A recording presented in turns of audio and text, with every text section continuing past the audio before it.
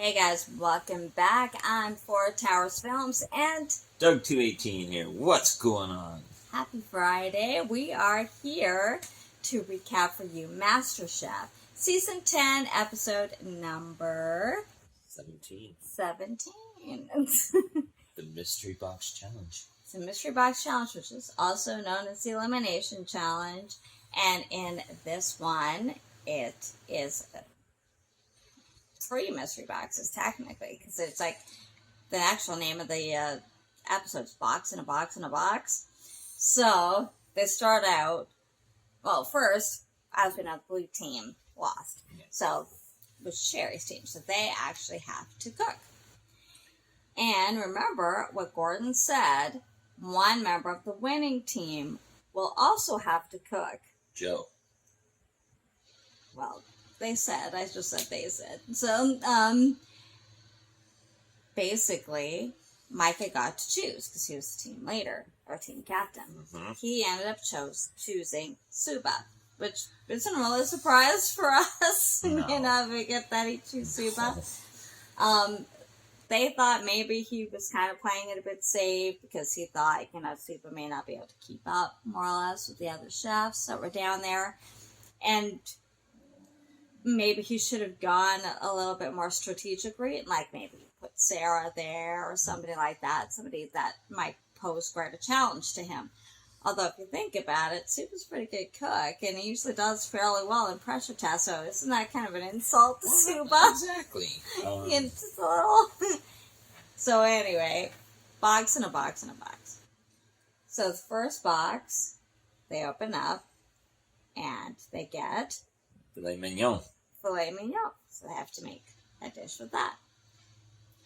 Then, and of course Noah is severely allergic to shellfish. So he's kind of like, great, second time I have to cook with shellfish and I'm allergic to it. In box number 2, it was langoustines. That's Shellfish. right.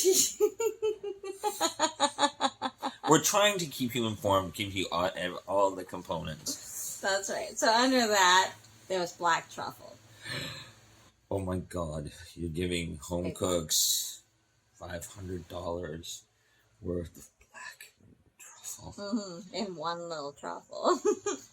And there's, so...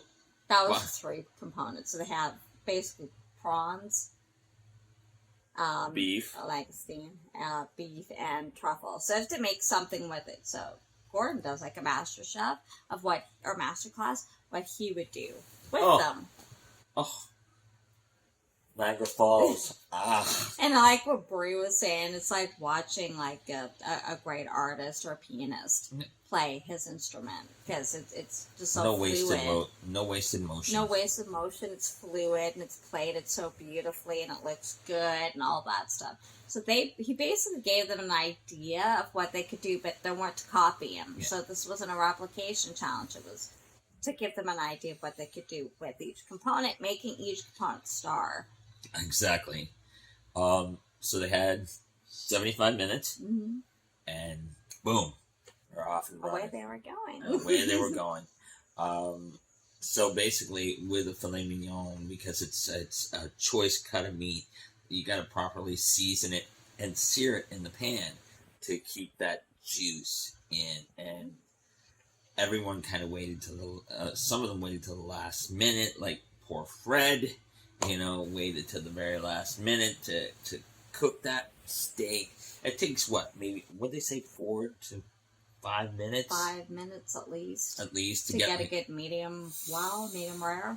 Get a medium rare by 5 minutes. And Sherry was cooking what she said, I need to redeem myself. I need to be able... Well, she didn't have a choice. None of them were safe, so no. It's not like she could save herself. But in her own mind, she's like, I need to redeem myself. I led these poor people to lose, but, It is what it is. It is what it is. Do it alone, But then, Bree's excited as Bree is, but then she's also nervous because the past few pressure tests... She's been on the bottom. She's been on the bottom, and... they really trashed her. Yeah. Yeah. Well, because she's been trying to be a bit unique with how she's doing things, and it's not coming across very well with them. It's either undercooked or it's under-seasoned, or they didn't quite know where she was going with her dishes. So she's been having a bit of problem with that. And, So, you know, Suba being Suba, and, you know, he's like, I have to do something different. I can't, you know, rely on my spices, and because that's been his thing, you know, they've kind of told him, hey, yo, man, dial it do back. something else. Dial it back. When you got the Mexican guy going, whoa, that's too spicy. It's too spicy. It's too spicy. So they get going around looking at dishes. Fred's trying to do a traditional, his take on a Thai dish that his mother has made for him. Right. You know, and a lot of hand components. Gordon's impressed that he's making fresh pasta. But it takes him too long. It's taking too long. Because I even reminded him, that's good, but that's not the star of the dish. The meat, the filet mignon is, the prawns, and the truffle are. Yeah. And make sure you make them the star of the dish. Mm-hmm. And which he kind of didn't end up doing. So. And that was with a lot of them. They didn't end up making the 3 components the star. It was the sides, or like the... or they miscooked the filet mignon. A lot of them, most of them had problems with the cook on the meat. Well, because it's such a thick It's cut. thick. It's not a big cut, but it's a thick cut. Thick cut so meat, and to get it just right, not necessarily the easiest thing to do. You're not used to doing it, especially like Sarah... Sherry was saying she hasn't cooked meat in 10 years because her family doesn't eat it because they're Hindu. Yeah. So, and normally when she would, her dish was like with wild rice because she's from Minnesota, and she's like, normally when I would cook this for the family back home, you know, my family, the meat they wouldn't eat it until it was like a hockey puck. Right. And she was like, so well done. Yeah. You didn't give us a hockey puck, did you? I hope not. And that you could see a lot of, they weren't very confident, a lot of them. Yeah. You know, Nick, his thing was he went too far. You know, he had like the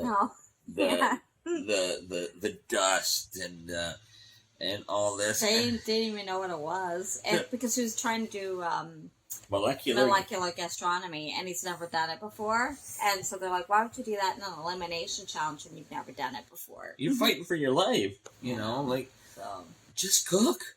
Yeah, not the best time to experiment. And Suba, he wanted to add an Indian spice to it, to the steak, and they're like, leave it off.